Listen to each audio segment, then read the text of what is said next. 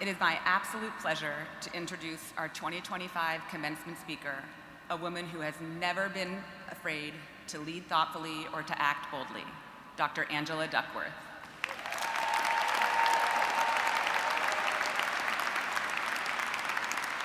Angela is the Rosa Lee and Egbert Chang Professor at the University of Pennsylvania, where she also serves as faculty co-director of the Penn Wharton Behavior Change for Good initiative. A 2013 MacArthur Fellow, Angela is widely known for her groundbreaking work on grit and character development. Her best-selling book, Grit, The Power of Passion and Perseverance, and her widely viewed TED Talk on the same topic have had an extraordinary impact throughout education. Angela earned her undergraduate degree in neurobiology from Harvard, completed her master's in neuroscience at Oxford as a Marshall Scholar, and earned her PhD in psychology right here at Penn.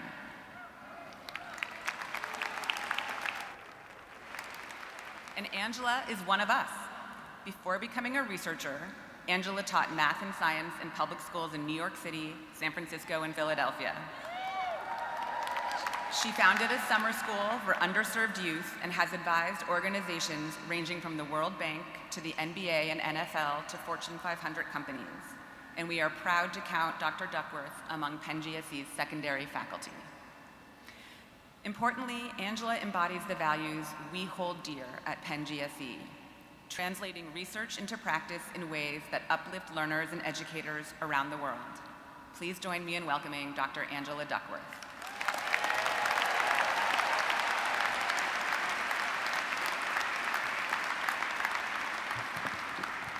Thank you, Catherine, and good morning.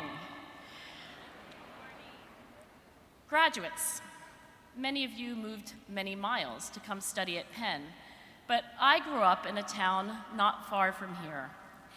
My high school was the sort you sometimes see in movies, enormous cinder block suburban public school surrounded by green grass soccer fields. I was always a diligent student, but if I'm honest, not an especially passionate one.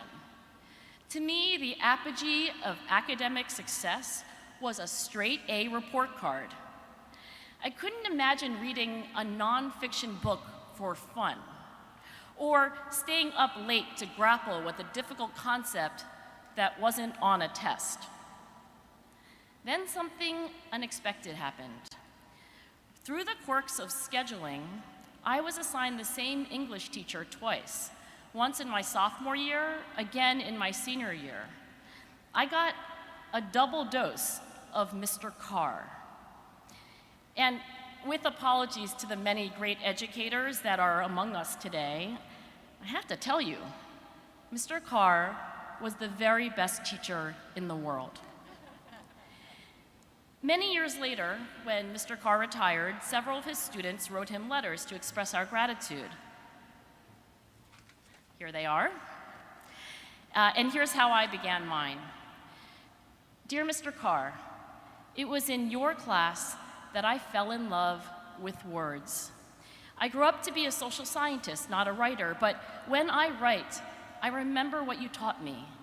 And more than that, I remember the passion you had for writing, for thinking, for teaching, and life. I remember the day I realized I could hear the writer's voice on the other side of the page. And I remember the day I realized that with tremendous dedication and practice and luck, I might write in a way that other people could hear me, my voice, what I had to say. Before we sent Mr. Carr our letters, we passed them around to each other, and the similarities were striking. All of us said that Mr. Carr had changed our lives, that his curiosity was contagious, and that he saw in us not just who we were, but who we might become. We wrote that in his classroom, we felt loved, and because he loved us that much, we rose to meet his very high expectations. When I graduated from college, I disappointed my whole family by not going to medical school. Instead, I followed in Mr. Carr's footsteps. Like you, I chose education.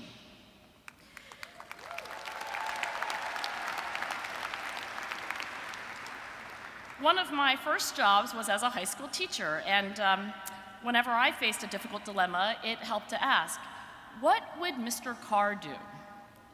Today, I can't help but wonder, what would Mr. Carr say to you on this, the day of your graduation? In particular, what would he say about the most revolutionary change in education, generative AI? Now, one of my favorite things about Mr. Carr is how he liked to catch us off guard. He once asked us to get out of our seats and stand on our desks. We remained standing for the entire period so that, as he put it, we could experience the familiar from a different perspective. So, in his honor, I'd like to think about AI from an angle that I don't think gets enough attention, and to wrestle a bit with its complexities. To begin, I have a simple yes/no question for the graduates. If the answer is yes, raise your hand. Here we go. Graduates, have you ever worried that students who use AI to do their thinking for them will fail to develop into capable thinkers themselves? Raise your hand if you have. Okay, and look around. It's a lot of us. Thank you. You'll notice that I raised my hand. As a psychologist who studies student motivation and achievement, I worry. I worry that students are using AI as a crutch. I worry because the human brain is like a muscle. Use it or lose it. Train it to gain it. I worry because in my research, learners don't always choose the effortful but effective option. We're not alone in these concerns. 4 times as many K-12 educators believe the use of AI will be net harmful as believe it will be net beneficial. 2 out of 3 university instructors believe AI will have a negative impact on academic integrity. Dumb and dishonest. Is that the fate of learners in the age of AI? Well, before we arrive at that very depressing conclusion, let me share a story. One evening, not long ago, I got stuck on a statistics question that I just couldn't figure out. Now, I'm sure some of you, and definitely some of you, could have helped me, but you weren't there in my living room at 9:30 in the evening. I looked over at my adorable real estate developer husband, but it was pretty clear that he was not going to illuminate me on the finer points of the Benjamini-Hochberg procedure for multiple hypothesis testing. So I turned to ChatGPT. In just 2 sentences, it clarified the concept. Next, it offered a handful of practical tips for implementing the procedure and pointed out common misuses. Then it concluded with a concise summary. Still confused, I asked some follow-up questions. The responses came back: detailed, patient, and immediate. Finally, I requested a demonstration. And that's when I really got it. At long last, I understood the what, the why, and the how of a pretty sophisticated statistical procedure. My dialogue with ChatGPT lasted about 10 minutes, but it wasn't just a quick fix.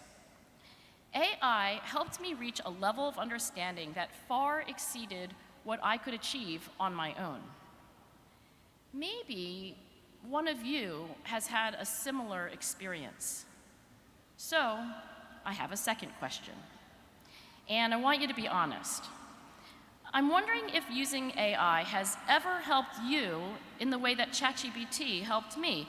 Raise your hand if in one way or another AI has ever made you just a little bit smarter. And look around. Thank you. New research shows that AI isn't always a crutch. It can also be a coach. I have a wonderful PhD student named Ben Lira, and he recently tested whether using AI to help you write diminishes or develops your own writing skill. In Ben's experiment, one group practiced writing cover letters with AI assistance, while another group practiced writing on their own. The results really surprised us. Participants using AI spent less time practicing, and yet they improved their writing skill more. What was going on? To find out, Ben went on to conduct more experiments, and what he discovered is that AI is an outstanding writing coach, providing high-quality, personalized demonstrations that show you what excellence looks like. In other words, AI, in my view, has a hidden pedagogical superpower. It can teach by example. Because I was helping Ben with that study, I got to watch ChatGPT take bad writing and make it better. Over and over, I watched it shorten sentences that were too long, weed out needless repetition, and even reorder ideas so they flowed more logically. And you know what? In the process, I became a better writer myself. Okay, now's probably the right time to tell you that, I had many long conversations with not one, but several AI chatbots about the very address I'm delivering to you this morning. Many of you are now smiling politely, but secretly gasping in horror at the very idea that your commencement speaker would use AI to help her write her remarks. But it's true, I did. And because I was the one asking the questions and accepting or rejecting the suggestions, I'm not at all embarrassed that I did so. In fact, by exercising agency and using AI without deception, with the goal of improving myself, I'm proud. Graduates, you face a challenge no generation before you has had to confront: how to help learners use tools like GPT to catalyze, not cannibalize, deeper thinking. I don't want you to be techno-skeptics, but I don't want you to be techno-idealists either. I want you to be techno-curious and AI literate, and to bring your students along with you. Which leads me to the most important idea that I want to leave you with today. In the age of AI, there is a paradox. With the accumulated knowledge of the world now at their fingertips, students need their teachers more, not less. Why? Because students need teachers to get them to do hard things now that are good for them later. Because AI can be a crutch if students use it mindlessly, carelessly, and without the objective to develop their own capabilities. And because teachers are role models for what genuine intellectual engagement looks like, both online and in real life. To paraphrase Aristotle, the roots of education are often bitter, but the fruit is sweet. And Aristotle understood this truth profoundly because he flourished under his teacher, Plato. And Plato had blossomed under his teacher, Socrates. A few weeks ago, as we were wrapping up the semester, I told my students a secret. Every bit of knowledge I'd shared with them was freely available on the internet. Every reading easily located as a PDF in Google Scholar. Every homework assignment embedded in someone's blog post or podcast. Because of technology, including AI, quite literally anything you could want to learn was just a click away. I watched as their eyes widened, but I continued. You needed me anyway, I told them. You needed me to assign you this reading by Tuesday and that essay by Thursday. You needed me to gather you in this classroom and to establish a sanctuary without phones, without laptops, no distractions from us truly seeing each other. You needed me to hold you to the highest standards and to say to you with absolute conviction, I know you can achieve them. I want to conclude with two last Mr. Carr stories. One day, Mr. Carr waltzed into the classroom, practically beaming. He perched on the edge of his desk, and one by one, he locked eyes with us. Then he paused for dramatic effect. Finally, he took a deep breath, and he said, "Knowledge at the library is free, but you have to bring your own container." When I wrote Mr. Carr my gratitude letter, I reminded him of that day. And with the audacity he taught us, I made one friendly amendment. It helps to have a teacher who genuinely loves you. Here's the last word on Mr. Carr. A few days ago, I reached out to his son, Zach, who grew up to be a teacher himself. I emailed Zach this commencement address, and Zach passed it on to his father. Then, just yesterday, an email appeared from none other than Mr. Carr himself. You cannot know how giddy it made me just to see his name in my inbox. What would he say? Would he be pleased? I held my breath. And here's what he wrote, to me and to you.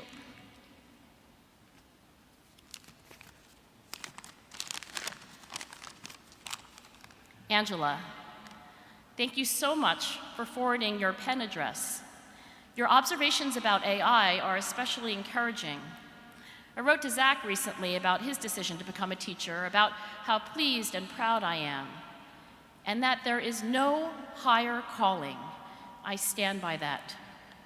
I'm humbled by your kind words and hope in the secret fastness of my heart that I am worthy of them. Thank you. Thank all of you. Teaching takes courage, and it helps to have a friend or two. If I may be permitted the arrogance of paraphrasing myself, fellowship is all around us. We just have to reach out for it. May this summer and the years ahead be a blessing. Thank you.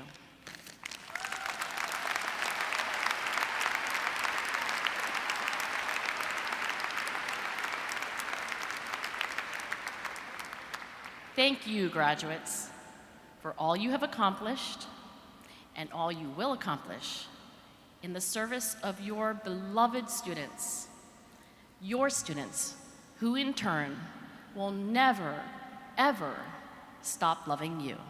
Thank you very much.